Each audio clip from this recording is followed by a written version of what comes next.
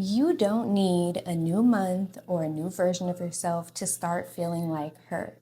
You just need to start showing up differently today. If you gave yourself 7 days to show up as your highest self, you'd be shocked at how differently you'd feel.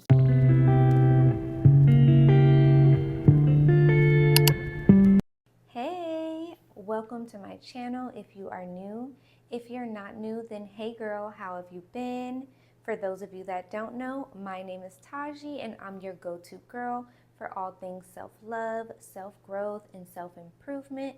So if that sounds like something that you're interested in or the journey that you find yourself on, then go ahead and hit that subscribe button and join the community.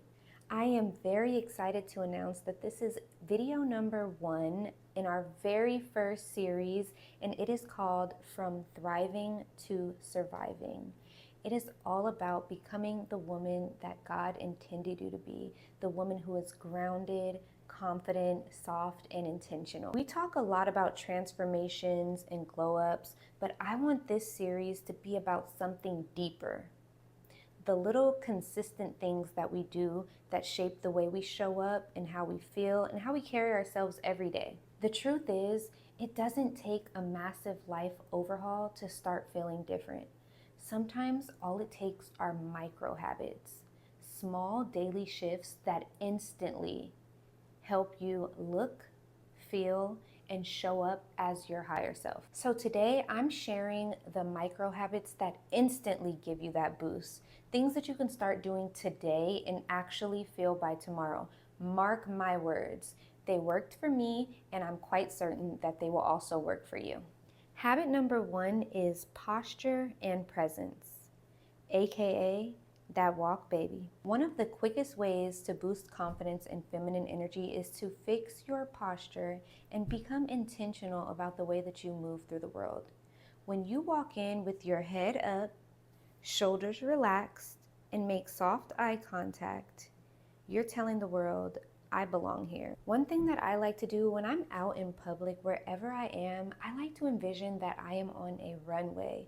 I walk standing tall, my head is always held high, I sway my hips a little bit, and I just allow myself to be fully present in my body and let my feminine energy control my movements. Allowing myself to operate in my femininity is so important to me because a lot of women have learned to shrink themselves this small in order to make others comfortable, avoid attention, or because they were told that confidence is doing too much. But true femininity is not about shrinking. It's about owning that power, owning your feminine energy and choosing to walk in it. So take up space when you walk in the room. Own your God-given energy. And the more you practice carrying yourself like the woman that you're becoming, the more natural it will feel, and that confidence will start to spill into everything else that you do. Habit number 2 is don't follow the trend. Girl, be the trend, okay? Because one of the most magnetic things that a woman can do is to stop trying to look and sound like everyone else. The moment that you decide to become your own trend, everything about you stands out. Your voice, your confidence, your energy, the way you wear your hair, that's the trend. How you speak, how you dress, those things tell a story, your story. And when you stop copying what's popular and start honoring what feels authentic, you naturally attract the right attention. Real femininity isn't about fitting in or being a part of a big girls group where everybody looks the same and sounds the same. It's about showing up as the most elevated version of yourself. So if you like natural tones and soft glam, then own that. If you're more colorful and bold, then that's your signature. Becoming her means embracing who God designed you to be, not who the internet says you should be. Habit number 3 is to slow down and move with intention. You know what I realized? When you're always rushing to get dinner done, rushing to wash your face at night, rushing to get the next task done, it's so easy to miss how powerful your presence really is. When you walk slower, talk slower, eat slower, you are calming your nervous system down. And when you're calm, you are magnetic. People can feel it. You start attracting better people, better opportunities, and better outcomes. Have you ever noticed that the people who give off the most confident energy never seem frantic or like they're in a huge rush? That's because a confident woman knows that everything meant for her will meet her right where she is. No rushing needed. So slow down and take your time when you move through the world. You don't have to chase, you just have to align. The woman that you're becoming is not pressed, she's present. Habit number 4, and this one might sound simple, but it's actually been one of the hardest for me, and that is learning to accept help gracefully. For so long, I equated needing help with being weak. I wanted to prove that I could handle everything. I could handle the kids, my goals, my emotions. But the truth is, that mindset was rooted in survival, not in strength. When you're used to being the one holding it all together, I'm sure my single mamas can relate, it can feel so uncomfortable to let someone else hold you, but softness doesn't take away your strength, it actually balances it. Even something as simple for me, like being in the grocery store and looking for an item, I would see a clerk and wouldn't even ask them for help. And when they do say something like, "Oh, miss, do you need help finding anything?" I would say, "No." Why? Why was I doing that?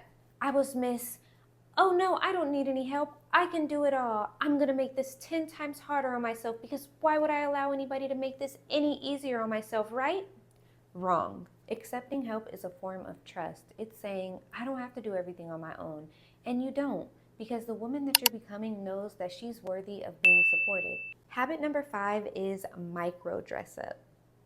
We all know the saying, when you look good, you feel good. When you feel good, you do good. When you do good, you live better. We all feel better when we have our hair done, nails done, makeup flawless.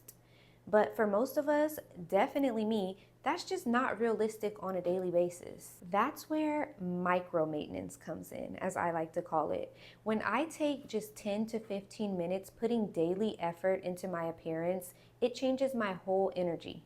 I feel so much more in touch with my femininity when I spend just 10 minutes on my appearance rather than going out in sweats, an oversized t-shirt, or a hoodie, just hoping that I don't see anybody that I know. Another way that I keep myself up daily is my 5-minute makeup routine. And it's nothing crazy, just some skin tint, concealer under my eyes, eyebrow gel, blush, and a liner gloss combo, and I be feeling like that girl. Very low effort.